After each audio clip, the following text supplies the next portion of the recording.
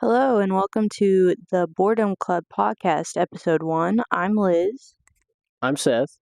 and this is our first episode on our podcast. We don't really know what we're doing yet or the whole map of our episodes yet, but this is just us getting the gist of what we're going to do here on out. Today we're going to hit on some news topics and kind of go from there, see what ideas bounce off our heads. This podcast we just wanted to do because me and Seth are a couple. We've been together for 2.5 years and we're best friends and we talk all the time and we figured why not record it? What do you think, Seth? I think it's pretty good. I think the whole premise of this is just to say that this is because we're bored and we want to do something other than just sit there and stare at a wall. So me and Liz came up with this idea, and Boredom Club was born. Copyrighted, by the way. So I mean, the main thing is so just kind of whatever comes to mind, I guess. Yeah. We'll get a better structure as the time goes on and if we continue to do this and stuff, but right now we're just going to hit on some news topics and they're kind of fun news topics. They're not like all sad and gloomy and boring and stuff. I didn't want to get too many topics that were depressing on our first episode because that would just, I don't know. I don't like depressing stuff all the time. I mean, I do watch true crime and stuff like that, but and conspiracy theories and all that, which we probably will get into in later episodes, but I just wanted to hit on some topics that were a little lighthearted in the first episode. What do you think, Seth? Sure. Well, I got a list up here on the bougie computer hanging from the wall, but you were wanting to talk about something about a Groundhog Day that sees its shadow or something like that. Becomes his dad. Yeah, how do you say it? Puxatawny Phil. He's the groundhog that goes and sees his shadow or doesn't every year on Groundhog's Day. And he became a dad recently to 2 little baby groundhogs with his wife Phyllis. And guess how old he is to become a dad? 47. 138. He's a 138-year-old groundhog. Yeah, that's what they're reporting, that he is 138 years old.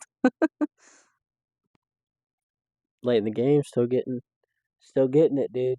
Still got the spunk. Yeah, so congratulations to him and Phyllis. I mean, I guess that's good because I don't know how long groundhogs live, really, and I guess he needs an heir to his throne, you know? But anyway, so also with animals in mind, there's a new species of gecko that's named after Vincent van Gogh because the pattern on the gecko it reminded the people that found it of his Zoologist. Sure. Zoologist of his painting Starry Night.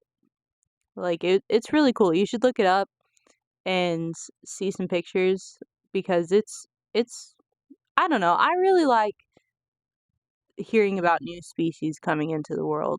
It gives me a little bit of hope because there's so much talk about extinction and the ice walls melting and the rainforests getting destroyed. Like the ice melting up in. You mean the glaciers? Yeah, the glaciers melting. Well, I don't know what the ice wall. I don't know, but yeah, it gives me a little hope because there's always talk all the time about how our Earth is being destroyed, but then there's new species that come, and so it's nice to hear about. Yeah. Um, What Didn't you else? want a gecko or a bearded dragon? Bearded dragon. A bearded dragon is my dream pet. I am bound and determined to get a bearded dragon one day, and I just need to get an enclosure for it. I really want to do a good job on the enclosure, and it does cost money. Bearded dragons are not cheap animals to have, but yeah, I really want to get a bearded dragon. I want to have a huge enclosure for it. I've seen people that like build their enclosures out of like old china cabinets and stuff, and I think that's really cool. I think it adds like a instead of it just being a box, where the bearded dragon is, it's kind of like a homey feel. So I like it. I like that kind of idea. Or to build a homemade enclosure for it instead of just I don't know, going to the pet store and getting them at pet stores. They don't have ones that are big enough for a bearded dragon because if you didn't know, bearded dragons get up to 2 feet long when they reach maturity or whatever. And so they need a big enclosure, even though when you get them, they're babies and they're only a few inches long, they will get up to 2 feet. So you're gonna have to have a big enclosure for it. And yeah, I want to either build a enclosure for it out of like, you know, is it dowel rods? No, not the What? dowel What? rods are round. Talking about the 2x4s? No, I don't know. This guy called them rods, but anyway, I want to build it out of wood and glass, or I want to build it out of an old china cabinet that I find. I go thrifting a lot, so maybe I'll find one day that is perfect for it, and I'll get it and I'll make it, and I'll have my little bearded dragon. Yeah. Speaking of animals, if you hear every once in a while there's like a clicking or a snap in the background, don't worry, we're not like in a construction zone. We actually have our own animals. Actually, we have 3 dogs and 2 cats, and you're gonna be like, holy cow, this guy's got a zoo in our house. But no, it's a small group, but they're good dogs. Bandit, of course, is the Riley one. He's what Liz likes to consider my dog because I guess he's just a little too rowdy for her. But Ollie also is one of her other dogs. He's Liz's dog. He was with her before I met her, and he's just always passed out somewhere, laying on the floor waiting for her. And then we got old Lucy, which we founded her from I think what was it? The Pound. Yeah. Yeah, we actually went there, and it was funny because Liz just wanted to look at the dogs, and I guess that should have been my hint not to go. But I was like, yeah, sure, let's look at the dogs because I like dogs. I'm not gonna diss that. So we go, and we saw little Lucy on the concrete floor while it was still wet and it was cold, and Liz was like, oh, and so we took her out, took her on a walk. She like went to the bathroom outside, and Liz was like, she's so great, she would fit in. And then before I knew it, she paid $10 and she was at our house, and it was over. So Lucy is a very good dog. She minds a lot, and she's acts pretty much just like a cat. Just kind of naps all day, and when she's hungry, she eats. When she's tired, she sleeps. Pretty much. So, Yep. but I just wanted to kind of touch on the clicking noise in the back as a little crate, so that way the dogs don't jump on us and all sorts of stuff. They're good dogs, but they get a little rowdy sometimes when they play, especially Bandit. But he's a good boy. He's just got a little bit of blue healer in him, so or a lot of blue healer, matter of fact, in him. But anyway, speaking of, we kind of want to go on to the next kind of topic that I had in mind was kind of a conspiracy theory at that, if you want to call it. But it's the Baltimore Key Bridge that just happened that had a lot of people injured, which is the main thing, but also took out a major structure point for Baltimore was that bridge, motor transportation, and luckily it was at nighttime, so it made it a little harder. Well, not harder, I guess you could say, but what do you call it? Like harder Wasn't as tragic because if it was in the middle of the day when there's a lot of traffic on there, I guarantee things would have gotten a lot worse. But Yeah, so far, is it 6 people that have went missing and they found two? Think so. I think that's what it is. Yeah. I mean, it is definitely a tragic event, and they I think they found those 2 people trapped in a car or a truck that had went down. And so that's how they found those 2 people so easily, and they haven't found the others yet, as far as I know. Yeah, and so I mean that's kind of the main thing that's happening right now. But also, kind of closer to home here, I think it was the Salisaw Bridge in Oklahoma that just got hit by a sand barge and took out. And there's some people that got hurt from there. And what stinks about that is, a long time ago, I was talking to a relative of mine, and he was talking about in Oklahoma too, way off east, there was another bridge that was taken out by a barge, and it was a lot more because it was tragic because there was a lot more people on board or not on board, but on the bridge, and so it was. It's not a laughing matter for sure, but the strange thing and conspiracy behind it all is the fact that they happened around the same time, and for whatever reason, the news reporters are like, "Oh my gosh, big bridge collapses, everything that happens like this we need to report," and it's just weird how they happen at the same time. And I think it's the Salisaw Bridge, if I'm not mistaken. I'm not. She might look it up here in a second. But the main thing is that guy was actually arrested. I think due to negligence or something like that, and taken away, and they're still kind of trying to take care of it. But the strangest point, the conspiracy behind it, is on the bigger boat. It just so happens that the last few minutes of the black box on that boat is lost, like it's non-existent. What happened beforehand? And I was watching a little bit of the footage, and what happened is it was like moments before it seemed like everything was good, but something happened to where it drove into the side, and it's weird to think about, but there was people there that were filming it happen. And I'm not going to say that that's strange because we live in such a digital world. Everybody's recording something. You know, there could be a guy standing at my window recording me right now. Okay, I just made sure there actually is nobody outside, but you know, gotta think of that kind of stuff because that's just the day and age we live in now. But it's just strange how they both happen at the same time. And the Baltimore Key Bridge, I mean, specifically, I mean, if somebody was attacking, what would be their motive? Well, I was on TikTok doing some very official research, and I was in the comment section, and people were saying, "What's that movie that we watched that is about the end of the world?" Oh, the one that Barack Obama and Michelle Obama like produced or something like Yeah. that. Golly, that was a good movie. It was a good movie, but anyway, they were saying like it was on the video of the Salisaw Bridge going down, and they were talking about how all these bridges are being hit by ships, and they were like, um, didn't in that movie was it? Man, I can't remember what it was called, but didn't all the boats go crazy in that movie at the beginning of the movie? Like they started wrecking and coming to shore and all that.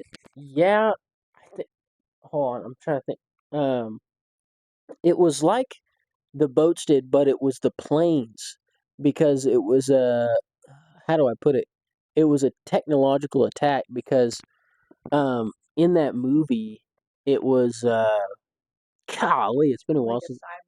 Yeah, it's kind of a cyber war, and that's kind of the strange thing to me to think about is that when st- like especially now in our days, there was a time in the past that there was people that hacked into us in the US and caused a little bit of just mischief, but it didn't take much for it to happen. And in this movie it shows like what it really takes to destabilize a country, which the USA or US is known for, is like they strategize and develop these tactics to just literally destabilize and restabilize or put in their own uh, kind of colonize a country just by tearing it apart and building it up again. And so in this movie, it was literally, I think, a technological attack that happened to planes and boats, and on top of that, Teslas, Mhm.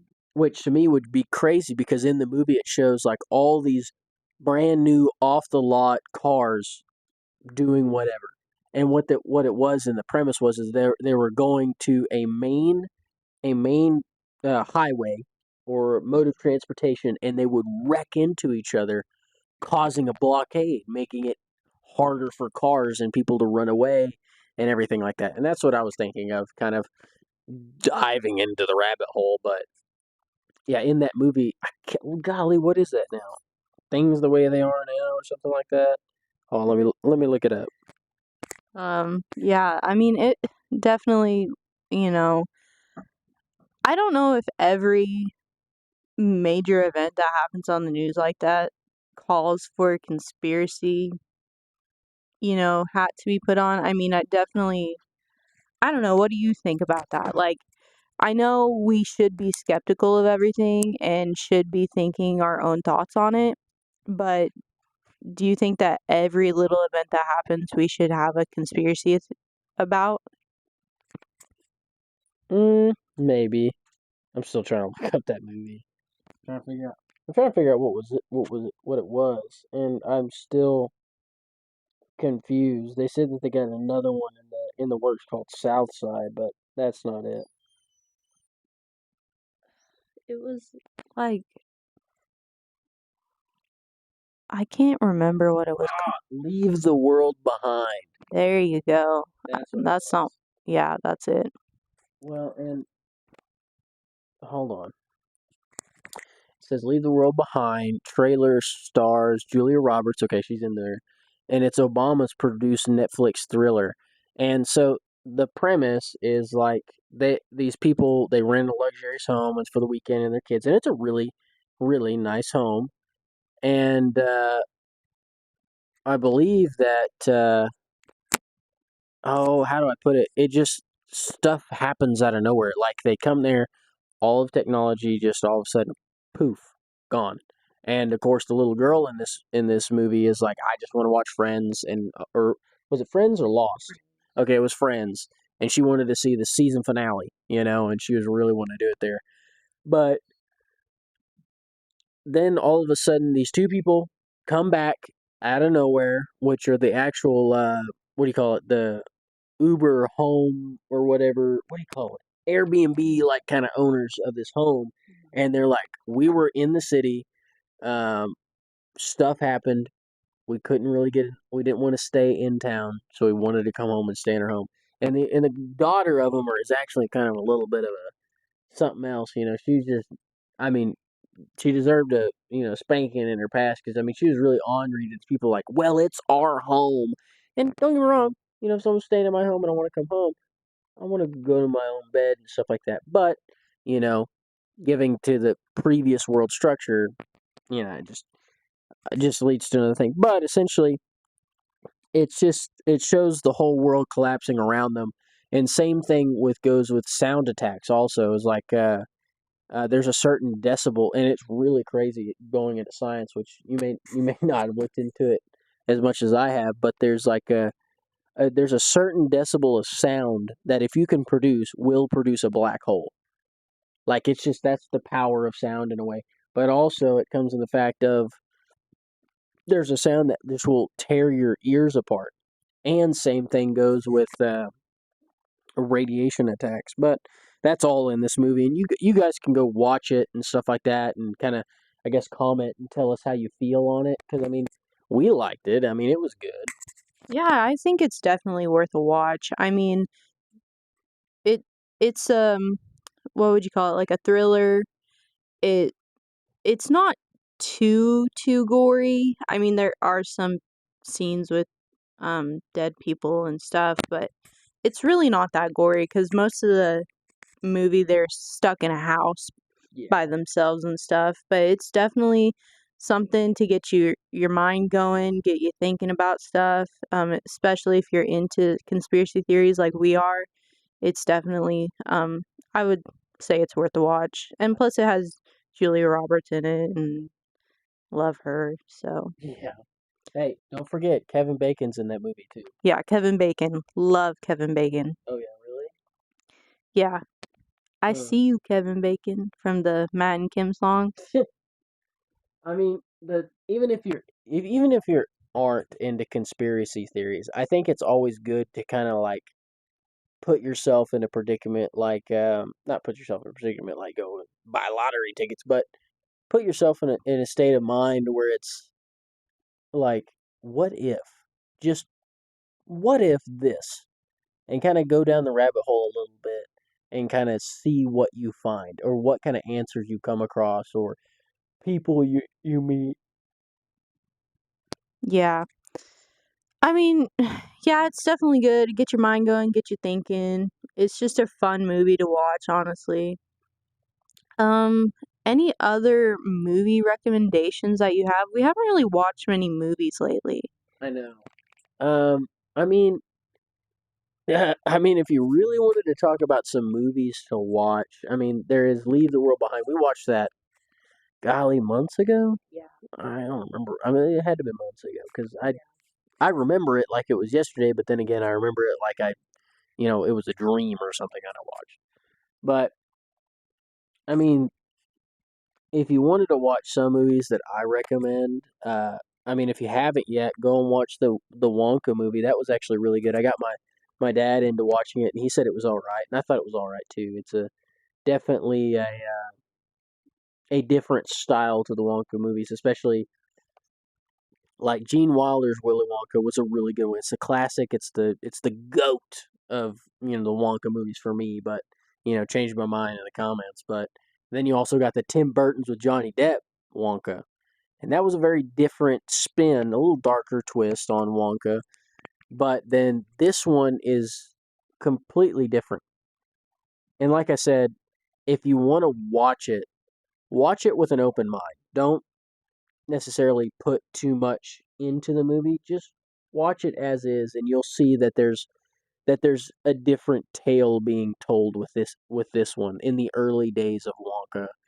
Um, any others that I can think of, I really don't Yeah, I was just gonna add on to the Wonka movie. It's a lot of people are bashing it because it's a musical kind type film.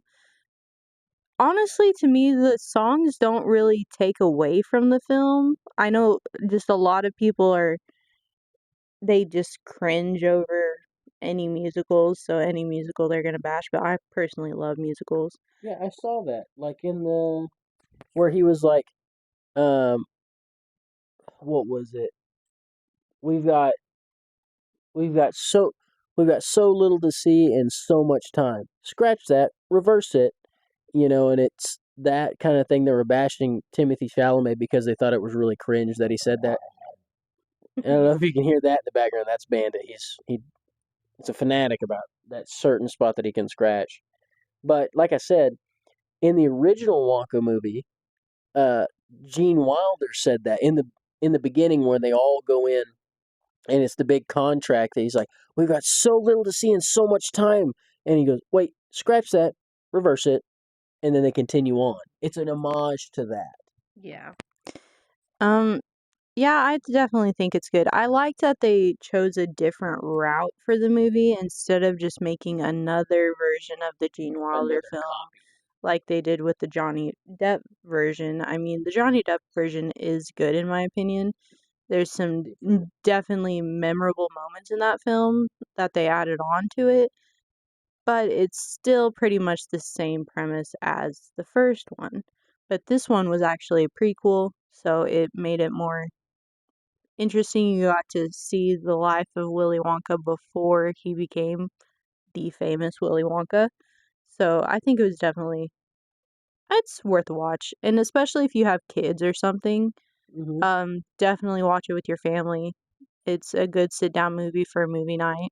Don't Um, blame us for your kids getting addicted on chocolate. yeah, I mean, just get a bunch of candy, get a bunch of popcorn, some pop or whatever and sit down and watch that movie. It's a good one. I can't think of any more movies, but shows that I've been watching. Oh my god, here we go. I just finished Bridgerton, and then I just finished today. I finished Queen Charlotte, which is Bridgerton.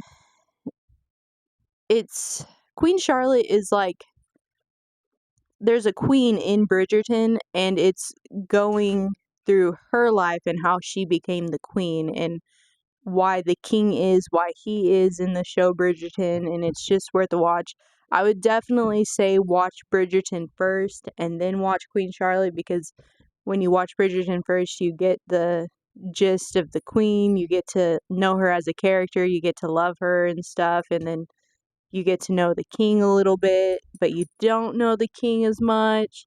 And so then finally, when you finish Bridgerton, then you can go to Queen Charlotte and it'll tell you more about their lives, their background, how they became who they are in the show Bridgerton. It's definitely a good show. It's one of my favorites that I've watched in a long, long time. So definitely watch Bridgerton. If it's what would you call it? A period piece? Like a Yeah. it's a Hmm. historical fiction kind of. It takes place in England back in the mm, I don't even know what time period, but it's back in the olden days and when it was people were betrothed and you had to marry royalty and or marry higher titles to secure your place in the world and stuff like that. It's definitely a good watch. So I would recommend it. Don't watch it with kids though No. because it gets a little raunchy sometimes. It definitely gets a little raunchy, but it's a good one. I really really enjoyed it. So, um I'm not see, my thing is I started watching Bridgerton because I needed a show because I don't really watch that many shows. I'm more of a movie person, but I wanted to start a series. So I started with Bridgerton, and now I'm having a hard time finding anything else to watch now that I finished Bridgerton and they're not coming out with their next season until like June, I think. And so now I have like 2 months to wait. It sucks, but I need I have a hard time getting into shows because if it does not like draw me in by the first episode, like I don't want to watch it. If the first episode is really slow and it's just about like, oh, here's this character, here's this character, here's this character. I get bored really easily with that. So I don't I have a hard time finding shows that I'm willing to watch. So, yeah, if you have any recommendations on that, that would be great. But um what else could we talk about? Oh, it's Easter today when we're recording this, so happy Easter. Um, Seth's at a loss for words right now, and I think I'm becoming at a loss for words. So I think we're gonna wrap this episode up. Um, Thanks for listening. If you stuck around, um, this whole almost 30 minutes. Thanks for listening to us, and I hope you guys will come back for episode 2 and tell your friends, and I hope we can just hang out. That's kind of what I really want to do is just have like a hangout spot. Yeah. You know, this is the Boredom Club. We're just a club. We hang out. We talk about whatever we want. I definitely want to dive into more like conspiracy theories or true crime or something like that. I definitely like our news subjects, like in our little segments there. Um, we'll definitely get a better hang on this as we get going. This is just the first episode. It's kind of like you know, the trial run Yeah. of our podcast. So, Yeah, and like she said, we kind of get to a point to where it's like we want to spend the time and kind of put it out there because I mean this it's the Boredom Club.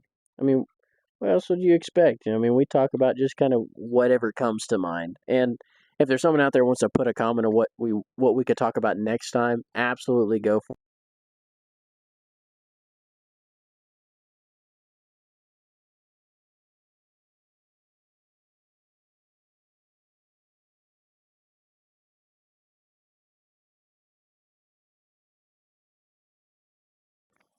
Hey, sorry about that. I don't know what happened there, what we were talking about, but our mic died. So we're just going to wrap this episode up by saying thank you for listening.